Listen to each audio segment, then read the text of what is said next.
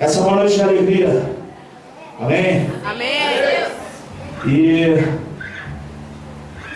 eu quero dizer para você que Deus já se faz presente nesse lugar. Amém?